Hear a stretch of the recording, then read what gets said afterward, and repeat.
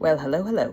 We are going to talk about something that has absolutely nothing to do with my favorite place on earth. But it's okay, because if you're on here, you are probably a travel junkie like me and could use all the tips and tricks. And if you guys have any tips and tricks for me, I would appreciate it. So, my mother-in-law is from New Zealand, and we have had aspirations to travel over to her homeland and meet family that we've never met, and we're going to do it. We've wanted to go for pretty much my whole marriage, which is over 20 years, and really it was me that was the stick in the mud, because I was really scared about that flight because it's like 20 hours. Like, it's insane. And I didn't think I could do it with little kids, and now my kids are older. They still get sick, so it's going to be interesting. It's a long flight, but worth it.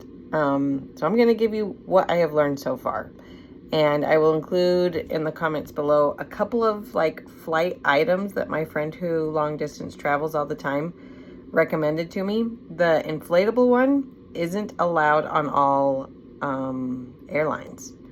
And it's kind of like, it looks like a kitty scratch litter thing, like you climb up it or something. But it's, you stick your arms in it and you put your face in it, and it fits exactly on your like tray that you can just put your face in, because we are flying economy.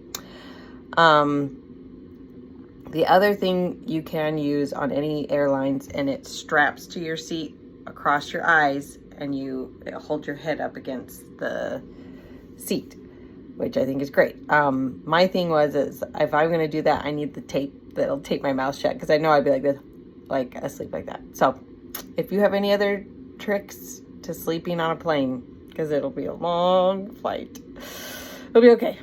All right. So a couple of things to recognize about New Zealand. There is a huge sale to fly to New Zealand like twice a year. And I sign up for Flights from Home, and it popped up. Normally, flights are around $2,300 per person right now, $2,025. Our family of 4, we paid $3,300 round trip. This is a big deal. Now, it flies into main places. So we're flying into Auckland, and then after a couple of days, we'll fly down to Christchurch, which is where my mother-in-law is from. We just wanted to hit up all the stuff that's in Auckland. What I didn't realize is how big New Zealand is, and how difficult it is to get from place to place within New Zealand, still in New Zealand. If we wanted to fly from Auckland to New Zealand, or from Auckland to Christchurch, you can take a plane, or you can drive down to the bottom of the coast, take a 2-hour ferry, which is extremely nauseating, and then you're in Christchurch. But flights from Auckland to Christchurch are like $42 per person. And it's like a 2-hour flight. I'm like, I can fly to LA for way more than that for a 2-hour flight, but just saying, it's cheap. All right, so here's what I have learned. You can, with Flights from Home, pay for like the yearly membership for $25. I think eventually I'll do that, but I haven't yet. I found exclusive dates that worked only in October, November, and December. And the way that it worked is we're planning to stay there for 3 weeks. So if you fly out on November 7th, and the bracket is November 7th to the 14th, and another bracket was November 14th to the 21st, you could fly out November 7th and fly back November 21st, and you could still get the deal, if that makes sense. So you just have to be like, pick your dates based on a start and end date within those brackets, if that makes sense. Amazing deal though.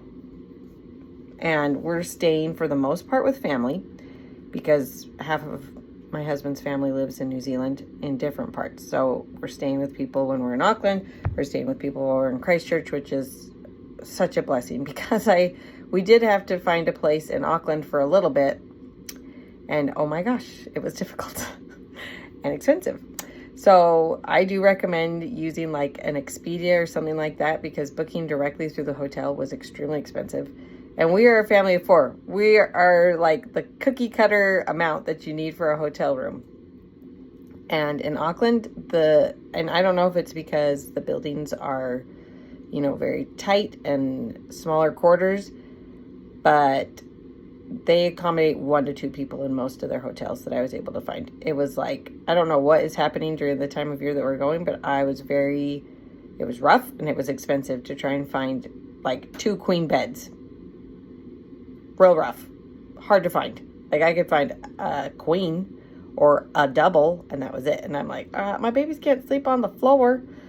They're monster size. They're not monster size, but they're big. My kids are tall. Like, they don't take after their mama. You could rent apartments, which was interesting in Auckland. But yeah, we ended up choosing the Crown Plaza, but we booked it through Expedia. Plan on paying for parking, and I didn't see any complimentary breakfasts with any of the other places that I looked at. So we looked at booking excursions. So the main excursion that all of us are like, we've got to do this, at least when we're in the Auckland area, is we wanted to go see the Hobbiton movie tour. So Lord of the Rings, all that good stuff. Super cool. The location for Hobbiton, the movie tour, is about 2 hours away from Auckland. So we originally booked the tour through TripAdvisor because it had the movie tour plus the Watamo, I can't say it, the caves. They have like glowworm caves, and you get to go on a boat ride, and it would transfer you to and from, and they would feed you a kiwi lunch, which I looked up. It's not a ton of food, but I was like, okay, well, this is Americans, right? Like, we want a buffet. But what ended up happening is I'm learning that New Zealanders want you to stay with them. It like kind of gets me choked up because they're just like, whoa. You've got 6 people coming to New Zealand. You're coming to my house. I'll sleep on the floor. You sleep in my bed. Like, they're offended if you don't take them up on staying with them. So we originally were staying in that hotel for 3 nights. We're only going to stay there 1 night, and we're going to stay with family in Hamilton. Hamilton is about 2 hours away from Auckland. Hamilton is where the Hobbiton movie tour is. It's about 45 minutes away from the caves. So it was like a win-win for all of us because my kids don't do well driving. So originally the plan was to drive from Auckland to Hamilton and back, and then the next day do it again. So that was like 4 hours in the car. That's like driving from Salt Lake to St. George twice. Like, it was just not a good idea. So super grateful that loved ones said, come stay with us. So holy cow, such a good, wonderful blessing. We are renting a car, and we're getting it from the airport. Weirdly enough, the longer you had it, it was significantly cheaper, but we're just going to have it for a couple days. But we need it to fit 6 in all of our buttloads of luggage because we're staying there for like a month. Realize they drive on the wrong side of the road. Realize they are the opposite seasons as us. So it's summer right now. They are winter right now. So if you're going there during the winter, it is their summer, which is nice. But just recognize what you're packing and recognize that you're going to be driving on the wrong side of the road. My father-in-law has lived in New Zealand. He knows how to drive on the wrong side of the road. So I'm like, you are the designated driver. Stay alive. I will not be driving. No, it's just not happening. The other thing that we wanted to do, so there's the cave tours, right? The glowworm cave tours. So I'll tell you this, the Hobbiton movie tour, you can book it directly as well, which is what we ended up doing and scrapping the whole TripAdvisor thing because we had to. And it's 2.5 hours. And then they also have a cafe on site with like somewhat normal food. I shouldn't say normal food, but like I have extremely picky eaters. So I was super grateful that it said pizza. Like, my kids will eat a pizza. The caves are about 1 hour and 16 minutes away from the Hobbiton movie tour. And the caves, you can do a variety. Started with a K. I don't know what it's called. That one was a walking one. We wanted to do the glowworm caves, and that's in a boat. So we're doing that one. And it wasn't crazy expensive. I feel like for the 4 of us, it was like $200 for the caves. The movie tour was a little bit more money than that. But it's kind of a once in a lifetime. I doubt that we will fly back over there again because, again, it's a long flight. And I'm scared to death. I mean, we did a hour 45 minute flight from LA to Salt Lake, and my kid puked his guts out. I'm just like, we can do this. We can do it. We'll be okay. So one other thing, I don't know if this will apply to everybody on here, but my mother-in-law is very much interested in going to the Hamilton LDS temple. The funny thing about making reservations at that temple is if there's not enough people, they just will shut the temple down for half the day.